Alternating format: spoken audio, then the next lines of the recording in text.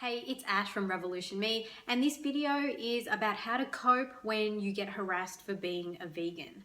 Now, I have to say that what I'm about to share in this video, it applies to everyone, not just vegans and non-vegans. It's applicable in any situation where people are giving you a hard time about something.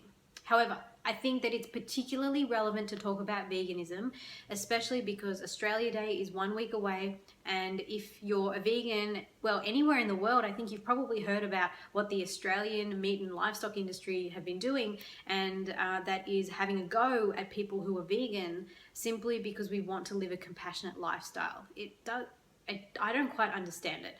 And that's why I'm doing this video. How do you cope when people are having a go at you for being vegan? Now, one distinction I think is important to make is differentiating between genuine questions versus hateful comments. And I know that sometimes genuine questions can get wrapped up as a hateful comment. So an example of this might be if someone says, hang on, you're a vegan, but don't you step on bugs accidentally when you walk down the street? Now, I know that a comment like this can come across as being inflammatory. However, my first thought would be, is this an opportunity for me to educate a person? And so it might be a good time to say that veganism isn't about being perfect. Veganism is about making or minimizing animal suffering as best as we can. There's no such thing as zero animal suffering because we inhale bugs in our sleep. There are millions of bacteria that live in our bodies that are dying and reproducing every day. So if you want to take veganism to that microscopic level, there's no such thing as a perfect vegan. However, what we can do is make choices throughout our day that minimize the suffering of animals. Why would we harm an animal when clearly we don't need to, and it's healthier if we don't? It's healthier not to consume animal products. So it might be an opportunity to educate if a person is asking about stepping on bugs in the street.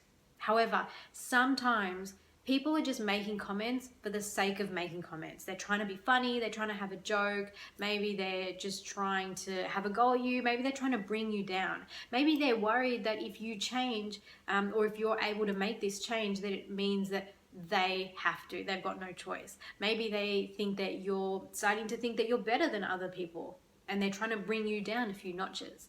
Whatever their motivations are, at the end of the day, it is not okay to harass people for being vegan. And I think as vegans, we need to be very clear in stating our boundaries about what is appropriate versus inappropriate behavior. And the only person to judge that is you. If you are the recipient of the behavior, you need to very clearly draw a line in the sand and state what is acceptable and what is not. If someone is making a joke at your expense, or if someone is saying that you're a bad person for being vegan, or if someone is being overly critical, overly harsh or judgmental, maybe even bullying you, then I think as vegans, it's important for us to take a stand and to say, I'm not going to accept this. And we don't have to do it in a harsh way. We can still be kind and respectful in the way we communicate. We're simply stating the boundary. And I think it's important whether we're dealing with a vegan issue or not, anytime someone oversteps the boundary in terms of what we're comfortable with, we need to draw that line in the sand and say, hey, this isn't acceptable. So it might be something like, I appreciate that you're really curious about veganism, or I appreciate you're trying to make a joke. However, I don't find your joke funny. Or you might say something like, it seems you're genuinely curious about veganism, but you don't seem all that receptive to what it is that I'm trying to tell you. So whenever you genuinely want to know the answer to your question, I'd be more than happy to provide that answer. So we don't have to be mean about it, and we don't have to get angry about it. I know we might get angry, but we don't need to express that anger in terms of the way that we communicate. I think that we can still be respectful while also setting the boundary. Setting boundaries, sometimes people think of it as being mean or being aggressive, but it doesn't have to be like that. It's simply stating that we get what the person is perhaps trying to do. They may be trying to have a joke or whatever. However, we don't appreciate it, and what we would like is for them not to make a joke at our expense. So you might say, I appreciate you trying to make a joke, and it would be great if you no longer do that in my presence. I would appreciate if you stop making jokes at my expense. Now, if the person continues to make jokes at your expense, then despite you saying otherwise, then that says something about them and their behavior, because now they're being disrespectful, because now you have asked them not to do something and they're still continuing to do it. So then the question becomes, how do you deal with that? Do you allow people to disrespect you? Because we teach people how to treat us. And if you're okay with people continuing to push the boundaries, even when you stated otherwise, and we're assuming these are grown adults here, these aren't people with impulse control problems, these are grown adults, they're mature enough to be able to inhibit a joke that might bubble up in their brain. So if they're continuing to disrespect your boundaries, they don't have to agree with it. They don't have to say, oh yeah, I know where you're coming from. They might say, I think you're being ridiculous. But still, you're the one who is saying that you don't appreciate it. Now, if they continue to do it and they're continuing to disrespect you, then you might need to make a decision. What are the consequences of a person disrespecting you? Is it that you don't want to associate with them anymore? Is it that you just cut the ties immediately? Is it that you see them less? Is it that you choose not to have any meals with them, or you choose not to go to family events where there might be food served?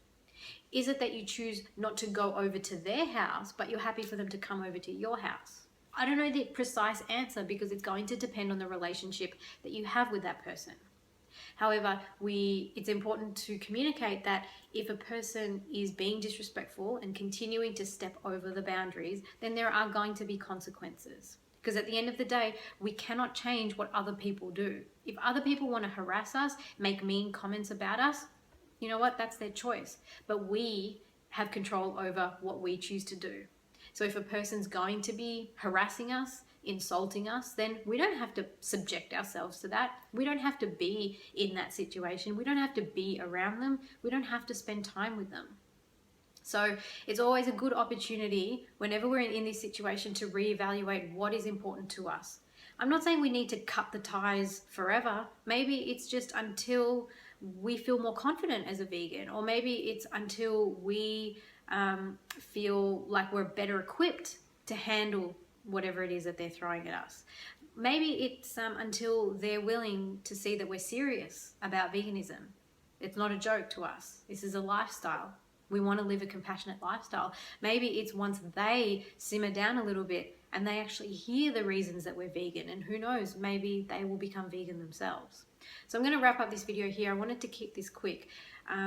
My advice to anyone who is struggling with people who are harassing you is always remember, you cannot change them. You can communicate though what you find acceptable or not. And if the person continues to disrespect you, then it is up to you to decide what the consequences of that are going to be. And I can't answer that for you. It does depend on your relationship. So let me know how you go in this situation. Are there people around you who are giving you a hard time for being vegan? Because it's kind of the cool thing to do now, to poke fun at vegans when it's anything but a laughing matter. Animal cruelty, animal suffering is never a laughing matter. So let me know how you go. Leave me a comment on what you think, and feel free to like, share, and subscribe to my channel. So thanks so much for watching, and I will catch you in the next video.